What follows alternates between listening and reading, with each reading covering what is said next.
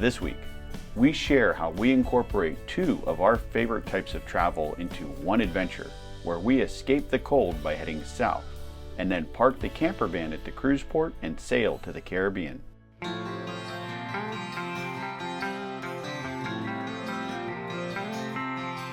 The outside temperature was a cool 31 degrees Fahrenheit when we loaded up the van and set off on our 800-mile journey from Indiana to Florida.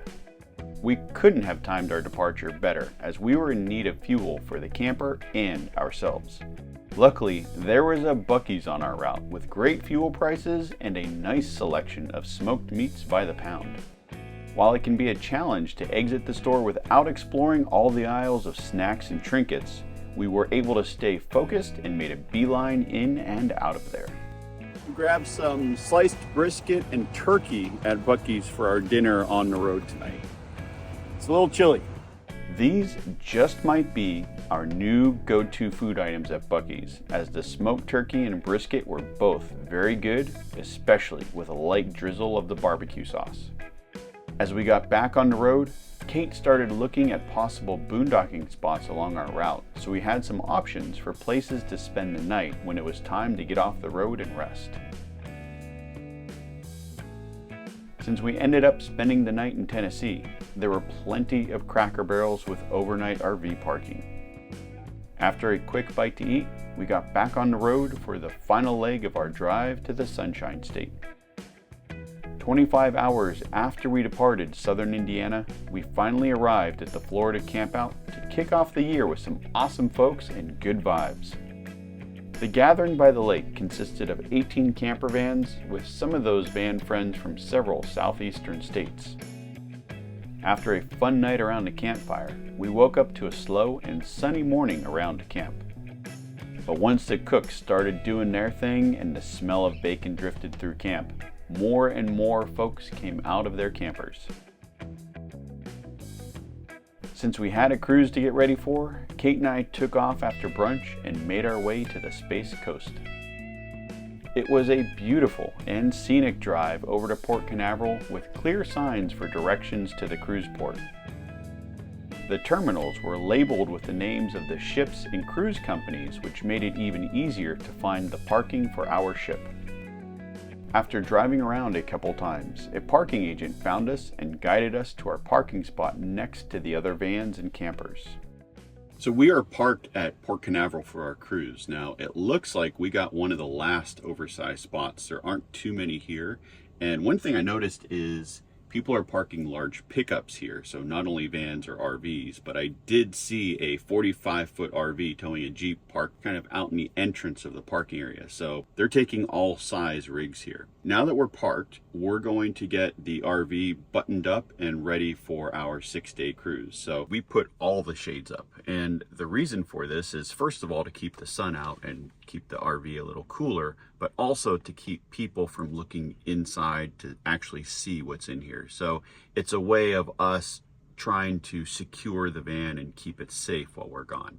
The next thing we're going to do is we're keeping the vent covered and all the vents and windows closed, so that if a storm rolls through or that, we don't get any weather inside the van. We are going to turn the fridge off and keep the fridge door open with the freezer door open. This is going to help everything dry out, but it's also going to keep mold from growing in there while we're gone, since we are turning the power system off when we leave the van.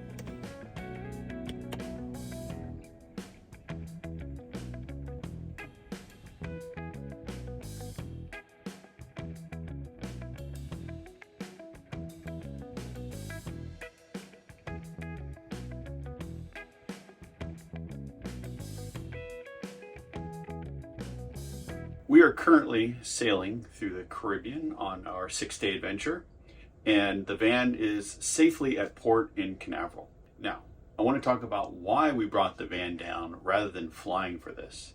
We wanted to turn this into a hybrid RV adventure, which means we came down for a camp out at the beginning, and after the camp out, we parked at the port, went on our cruise, and after the cruise, we're actually going to the RV Super Show in Tampa, Florida.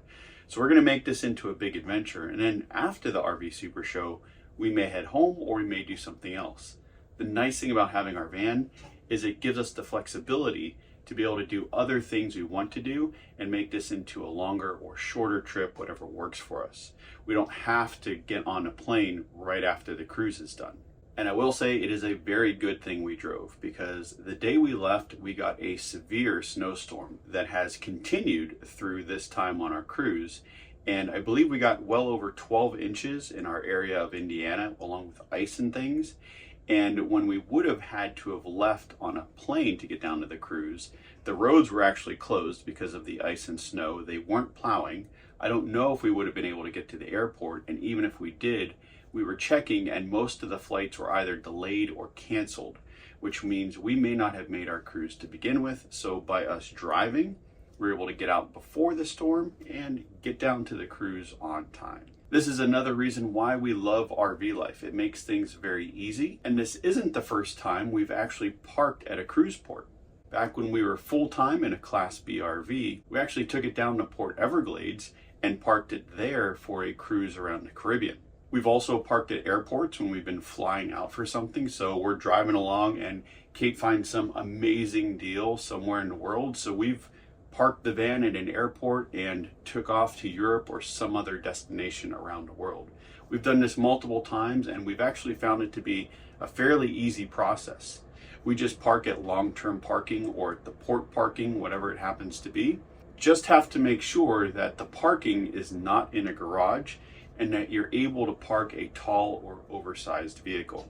What we found at Port Canaveral is that they do have some outdoor parking that they reserve for oversized vehicles. The outdoor parking was limited and there weren't very many spots when we arrived. So if you're planning on doing this, either call ahead or make sure you get there early to get a spot. I will say we've run into a few issues where we made a reservation for an oversized spot. We arrived and the people at the parking place said, "We don't take oversized vehicles." So we had to have a very interesting conversation with them because our plane was taking off in a couple hours and we didn't have options to go anywhere else. So have a backup plan. Even if you have talked to someone, you have a reservation and all of that is set, just check around and see if there is a secondary option for you to park at.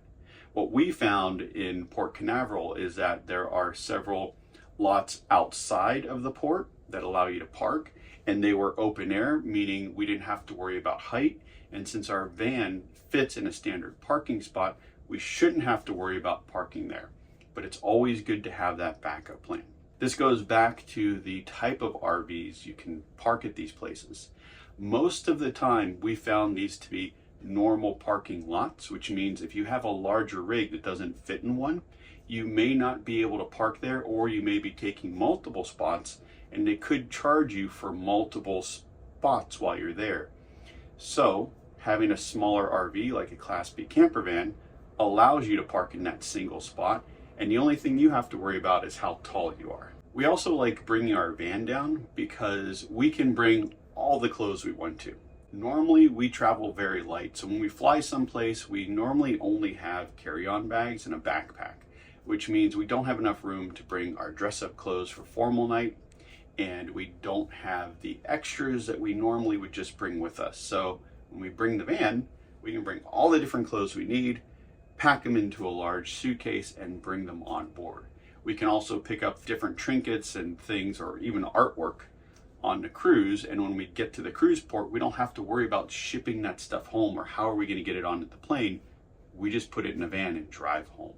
It makes life much easier, and at least for us being in Indiana, it's only about a 2-day drive for us to get down to Florida. So for us, cost-wise, it was actually worth it because we're able to stay in a van. We paid a bit less in fuel than we would have paid for flights. I believe flights were around $500 or so. And in order for us to have gotten down to the port in time to leave in the morning, we would have had to have left the day before, get a hotel room, all of the taxi or Uber rides to the port. Those add up, along with any luggage fees for luggage that you check on the plane. Now, in terms of cost to park at the port, it cost us $17 a day, and we had to pay for 7 days of parking for our 6-day cruise because they do count the day you arrive and the day you leave. So for us, hybrid RV travel is the way to go. One other way we've utilized this is when we are on the other side of the country, if for some reason we have to fly back to home base for something, we can park the RV at the airport or somewhere else, grab a flight, fly home, and then go back out a few weeks later, or whatever it is, to pick up our van and continue the adventure. Now, for those of you who might be interested in the cruise, where we're going and what we're doing, that video will be coming up next. But we are currently headed back to port, and we will show you what condition our RV is, and just make sure that the camper van is good to go before we head to the RV show in Tampa.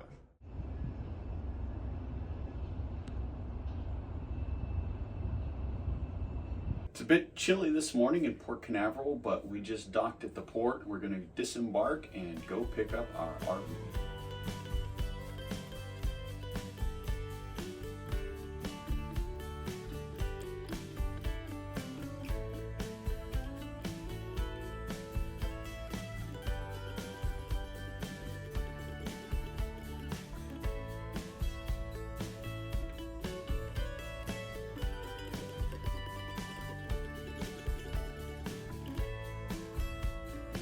Everything looks good. All the neighbors are gone. Just going to turn the power system back on.